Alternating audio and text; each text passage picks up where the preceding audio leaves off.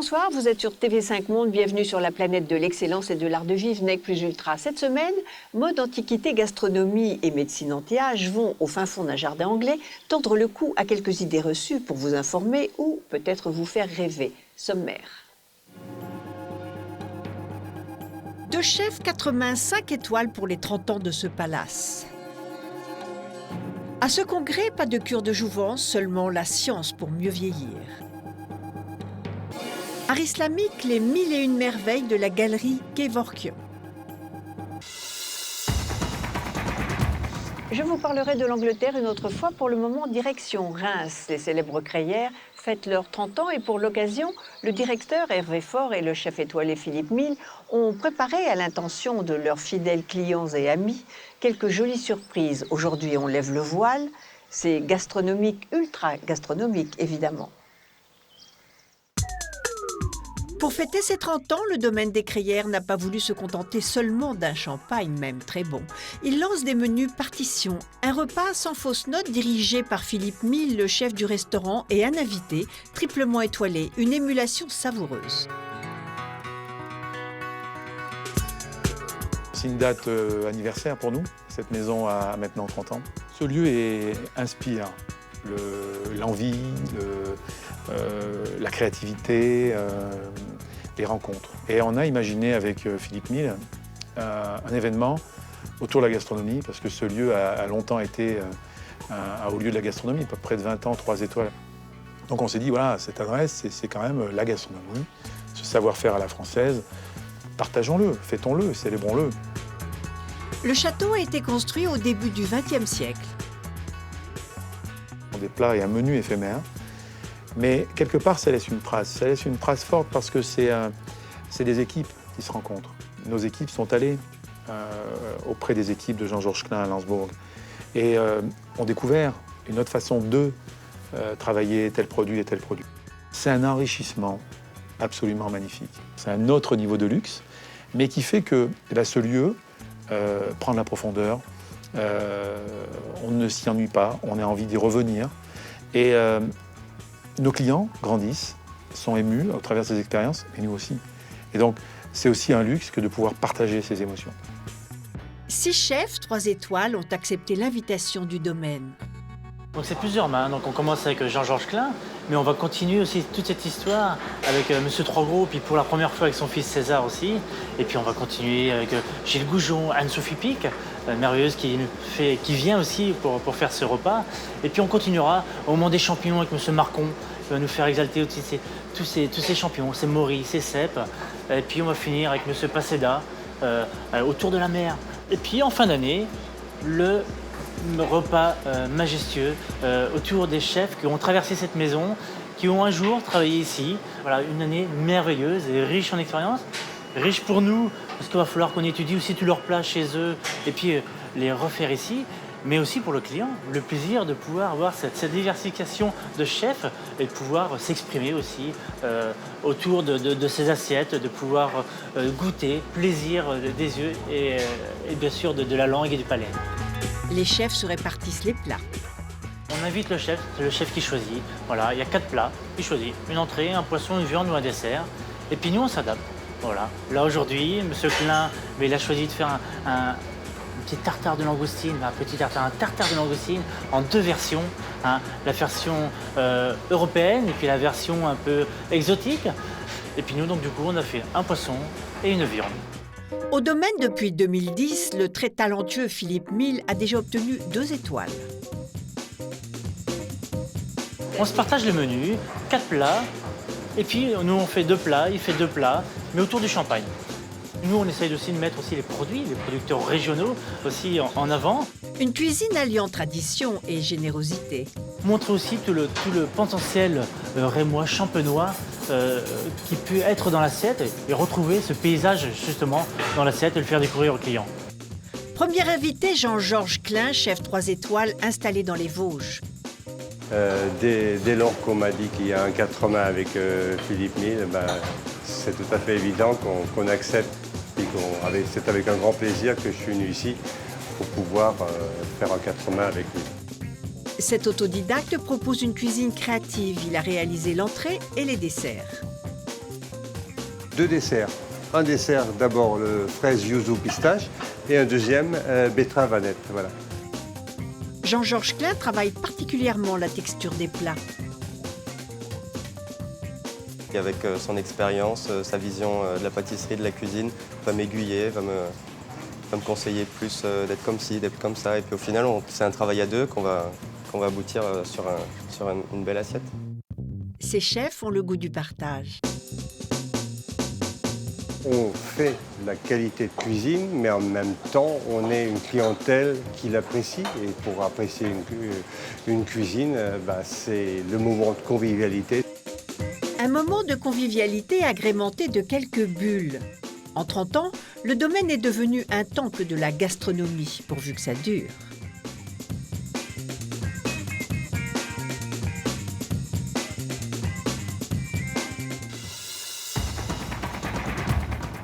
Et hop, quelques kilos de plus en perspective. Mais vous allez voir, ce n'est peut-être pas si grave, car au dernier congrès anti-âge à Monaco, la graisse a été mise à l'honneur. Rêver de jeunesse éternelle est probablement utopique, mais vieillir en beauté et sans que cela se voie, ce n'est presque plus un rêve. 11 ans que le congrès existe et il n'a pas pris une ride. À Monaco, pendant 3 jours, 8000 professionnels de la médecine anti-âge venant de plus de 120 pays se réunissent pour échanger sur les dernières avancées. Les nouveautés existent réellement et sont des nouveautés qui sont réellement innovantes. En particulier sur la graisse, on en a fait un sujet important du congrès. Et aussi, il y a des nouveautés sur le froid.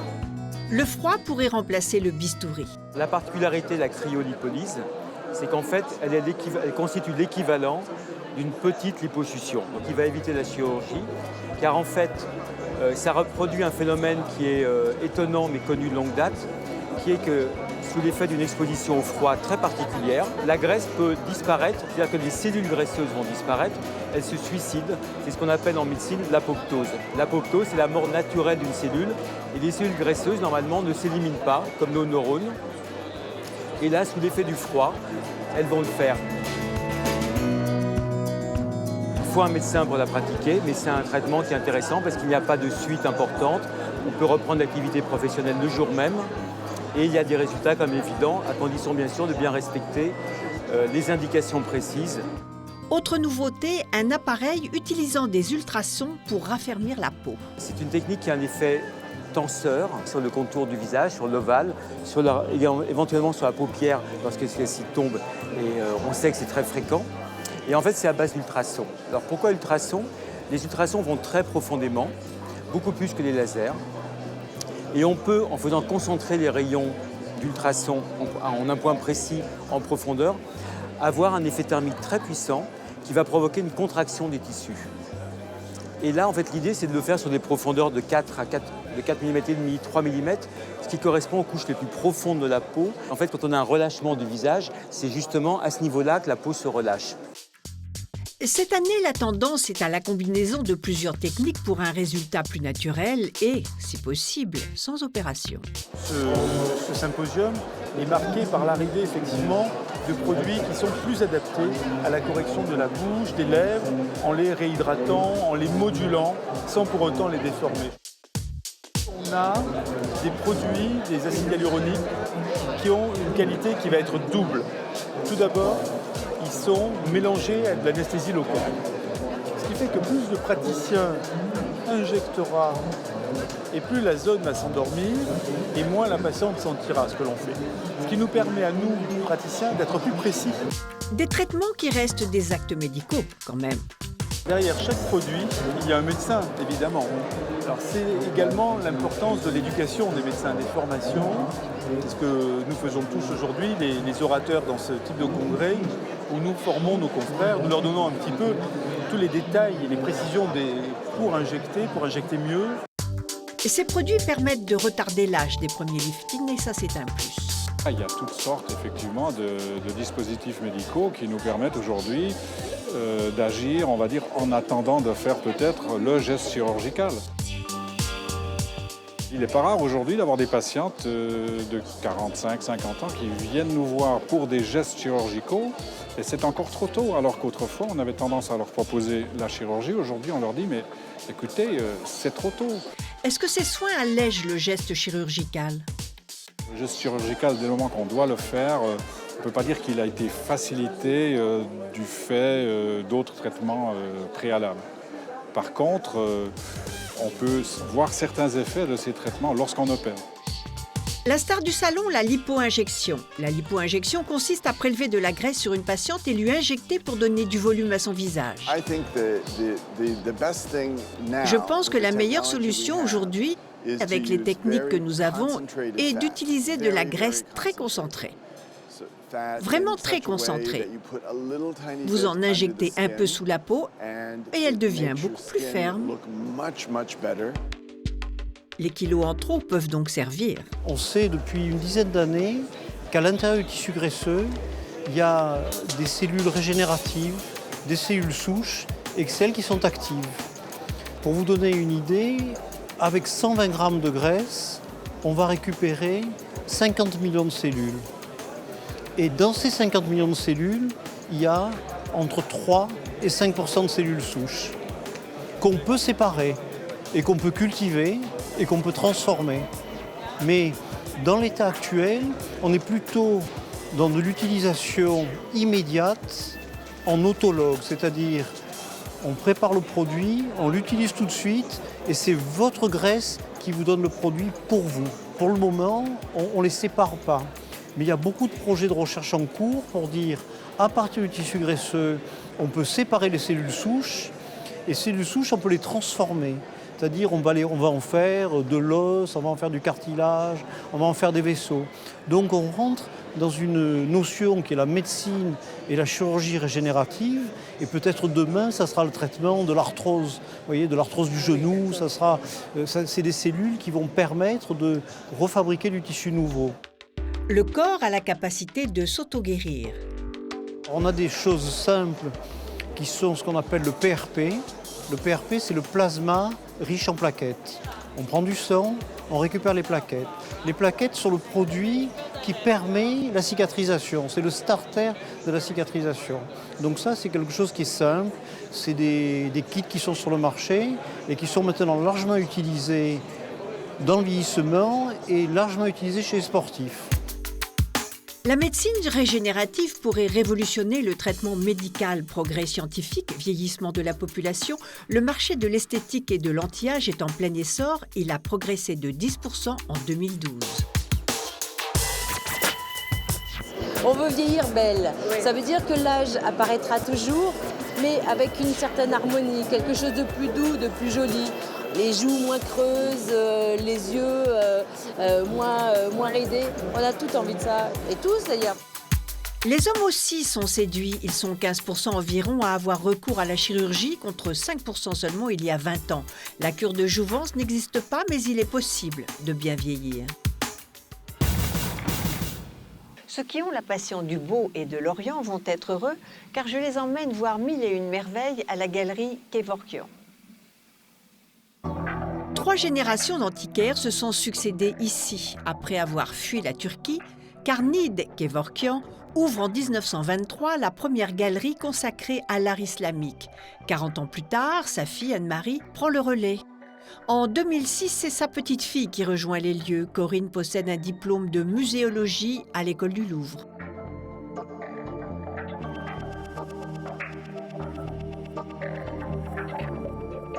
J'ai été immergée dans le chaudron depuis toute petite. C'est mon grand-père qui faisait partie de cette diaspora arménienne qui était venue de Turquie et qui avait essaimé en Europe et aux États-Unis et qui faisait partie de cette époque de grands collectionneurs, entre autres d'origine arménienne, qui ont beaucoup contribué, qui se sont beaucoup intéressés aux arts de l'islam parce que c'était les régions dont ils venaient, même si eux-mêmes étaient chrétiens, et qui donc ont beaucoup contribué par leur collection, en étant marchands aussi, à faire connaître ces arts en Occident. La galerie a 2 spécialités, l'archéologie du Proche et Moyen-Orient et les arts de l'islam.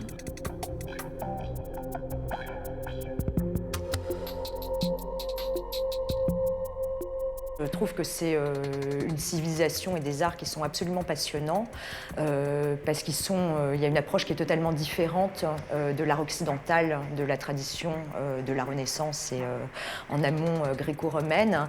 Et de ce fait, il y a une modernité dans ces arts et un regard sur l'esthétique et sur le monde en général qui est tout à fait passionnante. Corinne Kevorkian se passionne pour la céramique, un art majeur en islam, mineur en Europe. Elle présente une sélection de pièces de l'Antiquité au XVe siècle. Ce qui m'intéresse aussi, c'est qu'il n'y a pas cette distinction entre art majeur et art mineur. Et du coup, il y a certains médias dans l'art islamique, comme la céramique par exemple, qui est particulièrement développée, qui est particulièrement touchante. Comme cette pièce décorée d'une tresse ajourée. Je trouve que la céramique islamique a vraiment, pour moi, valeur de sculpture, par exemple, et d'œuvres autres que, voilà, une céramique islamique n'est pas simplement une coupe, un pot, etc. C'est vraiment une œuvre d'art, un support à réflexion, à contemplation, etc., au même titre que n'importe quelle œuvre sculpturale. Donc c'est vraiment un art artistique à part entière, et pas seulement décoratif ou ornemental. Exemple avec ces coupes du Xe siècle. Ce sont des pièces d'une très grande modernité, donc qui datent du Xe siècle, d'Asie centrale ou de l'Est de l'Iran. Et les inscriptions, qui sont en très belle écriture, en calligraphie koufique, qui ornent le pourtour de la pièce, sont en général des aphorismes moraux, philosophiques, etc., qui sont en rapport avec le partage, la notion de partage, de générosité, etc. Donc même si ces pièces n'ont pas ou peu servi, peut-être dans certaines occasions exceptionnelles, en tout cas, on garde toujours à l'esprit la dimension utilitaire de ces objets et la signification de cette fonction. Sur cette coupe de la fin du XIIe, début du XIIIe siècle, les cavaliers sont le symbole du bien-être et de l'aisance de la vie à la cour. Les vers que nous avons ici, à 2 ou 3 exceptions près, sont des vers romains de Méditerranée orientale, donc d'époque pré-islamique, des alentours de l'ère chrétienne, des premiers siècles après l'ère chrétienne en général. Et effectivement, ce qui est merveilleux dans ces objets, c'est que d'une part, ils sont d'une fragilité qui est assez presque inquiétante, mais très émouvante. Et d'autre part, ce qui est très beau, c'est qu'il y a tout un travail du temps et de l'enfouissement dans la terre qui, quelque part, enrichit encore la beauté de ces objets. Et notamment, un certain nombre d'entre eux ont de superbes irisations qui sont vraiment en fait provoquées uniquement par le hasard et le travail du temps.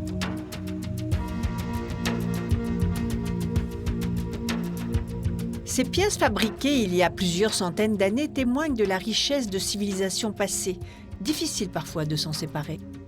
Ce qui est vraiment fantastique, c'est effectivement de tomber sur un objet dont on tombe amoureux. C'est vrai que ça devient très difficile et très compliqué parfois de s'en séparer, mais en tout cas de vivre au moins temporairement avec et de le mettre en valeur après, c'est un aspect formidable. Il y a vraiment une présence dans ces objets. C'est vrai qu'il y a une histoire, il y a une beauté intrinsèque qui fait que voilà, il y a une sorte de vertu qui est au-delà justement d'un aspect purement décoratif.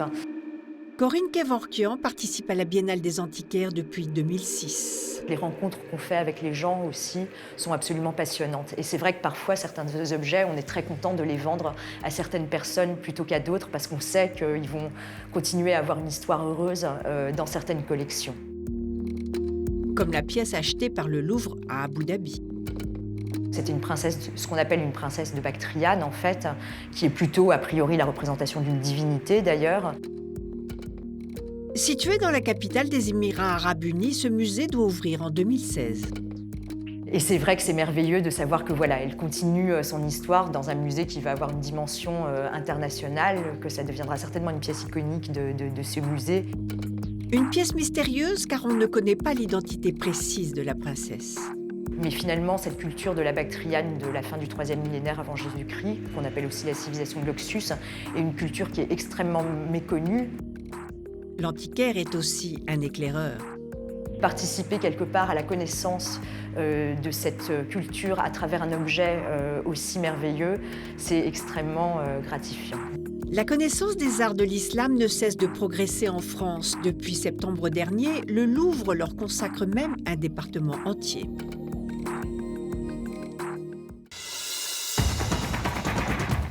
Comme le temps passe vite, merci de nous avoir suivis. Merci au Manoir des 4 Saisons à Oxford de nous avoir accueillis.